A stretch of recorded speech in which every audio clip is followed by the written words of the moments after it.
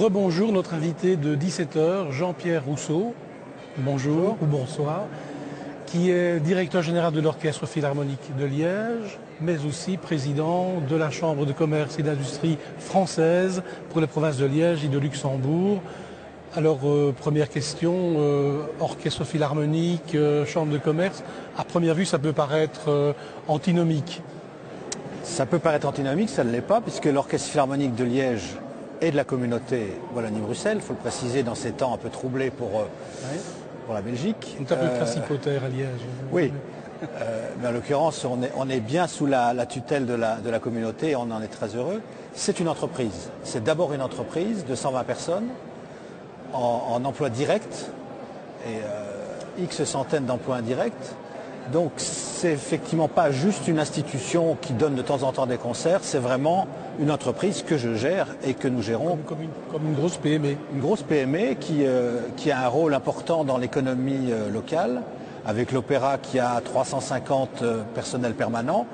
À nous deux, on est un poids important, un poids lourd de l'économie locale en tout cas. D'autant plus que vous jouez aussi un rôle, je dirais, de réputation internationale, puisque vous faites des tournées à l'étranger, donc quelque part vous servez l'image et de Liège et de la communauté française. Le bourgmestre de Liège a l'habitude de me dire, je pense qu'il le dit à d'autres aussi, que quand il est à l'étranger, on lui parle de l'Orchestre Philharmonique et du Standard. Ce qui veut dire qu'en termes d'image, c'est vrai qu'on contribue à donner une image de Liège, de la province, de la région en général, sans doute meilleure que ce qu'elle développe d'habitude ou qu'elle a trop longtemps développé un peu d'une région en crise.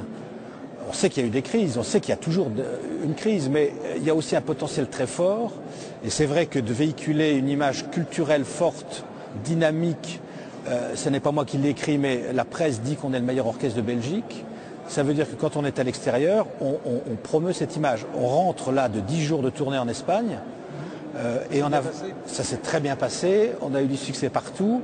Et c'est vrai que quand on voit les critiques qui sont sorties et simplement l'enthousiasme du public et des organisateurs, on se dit qu'on véhicule une image de Liège qui est très positive. Vous parliez du Standard de Liège.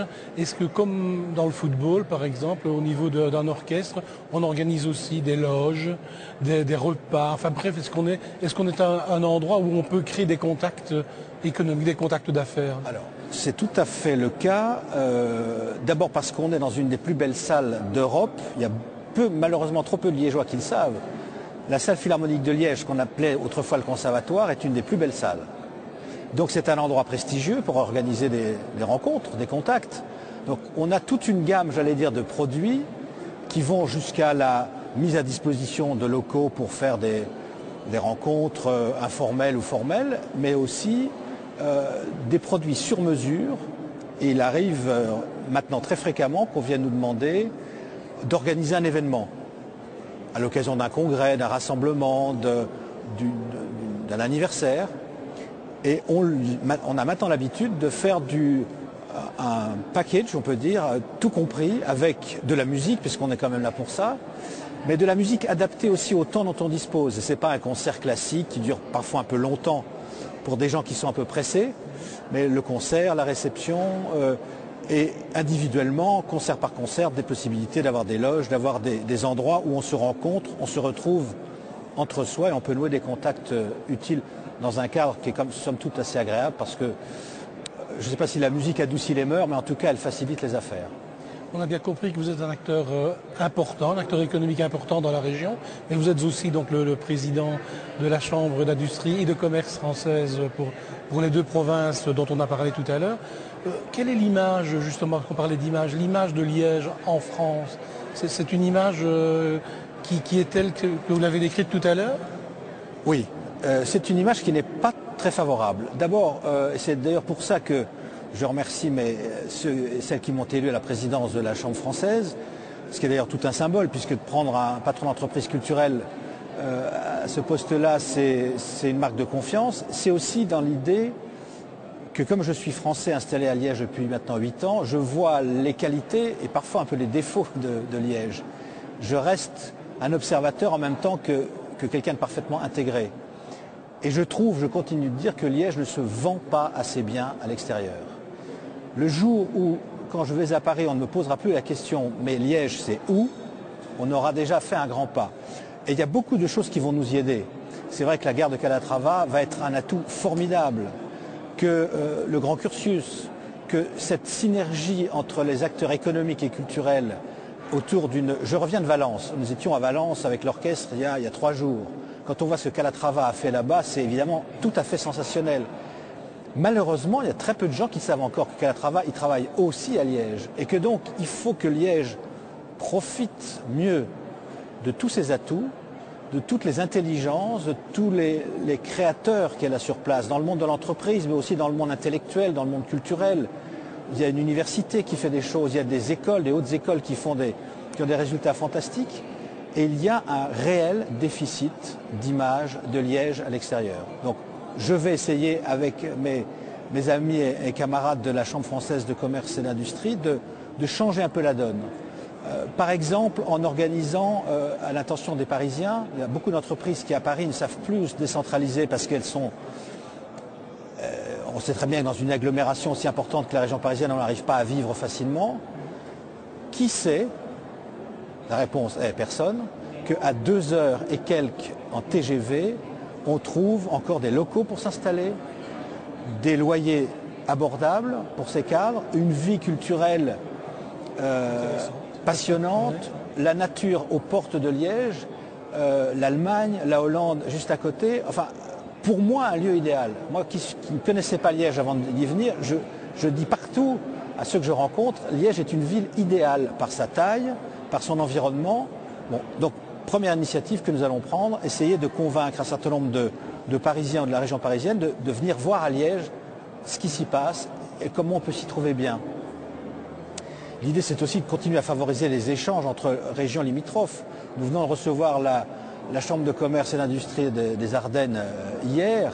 Ils ont été absolument emballés par l'accueil qu'on leur a réservé, surtout les contacts qu'ils ont pu nouer. Et le rôle de la Chambre est vraiment ça. C'est la mise en contact, c'est le rôle principal. C'est la facilitation des contacts, c'est faire en sorte que quelqu'un qui a envie, qui pourrait avoir envie de venir s'installer à Liège, trouve toutes les portes ouvertes. Et non pas comme ça se produit trop souvent, pas spécifiquement à Liège, mais une série d'obstacles à franchir. Donc on est là pour faciliter, on n'est pas une structure permanente, donc on le fait avec les moyens du bord, avec notre bonne volonté, notre professionnalisme, parce qu'on a quand même une équipe de gens qui sont très professionnels.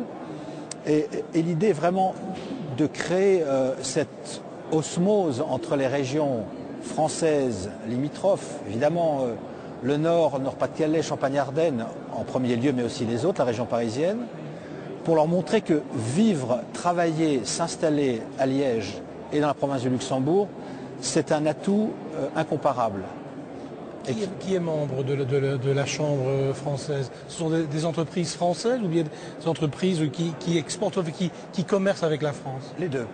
Les deux, et de manière générale, tous ceux qui ont envie de participer à cette action de dynamisation, de renforcement de cette coopération entre la France et la Belgique sont les bienvenus. On sait très bien que Liège est très francophile. Il y a un certain nombre de grands chefs d'entreprise qui vivent et qui travaillent à Liège. On ne le sait pas toujours d'ailleurs, hein, mais par exemple, mon ami Bernard Sorin, qui est patron de la CMI, enfin on est quelques-uns comme ça à diriger des entreprises de taille importante qui rayonnent partout dans le monde. Et on fait d'ailleurs tous le même constat qu'on ne sait pas assez ailleurs, à l'extérieur, tous les atouts dont dispose Liège. Et c'est vraiment... En tout cas, le but qu'on s'est fixé pour cette saison à la Chambre française, c'est d'avoir un certain nombre d'initiatives, parfois spectaculaires, parfois moins, mais qui vont renforcer les liens entre France et Wallonie. Dernière petite question, la Marianne de Cristal, c'est pour quand? C'est pour le printemps et ce sera, alors c'est pas un scoop, mais comme je suis en même temps le patron de la salle philharmonique, j'ai bonne raison de penser que ça se passera dans cette salle que peut-être certains découvriront. Magnifique, avec... c'est vraiment un atout considérable d'avoir des espaces culturels aussi prestigieux, aussi beaux, et parfois pas assez connus. Donc on va en profiter pour faire encore un petit coup de pub pour la salle philharmonique. Merci Jean-Pierre Rousseau. Nous nous retrouverons dans quelques minutes avec le ministre Jean-Claude Marcot. À tout à l'heure.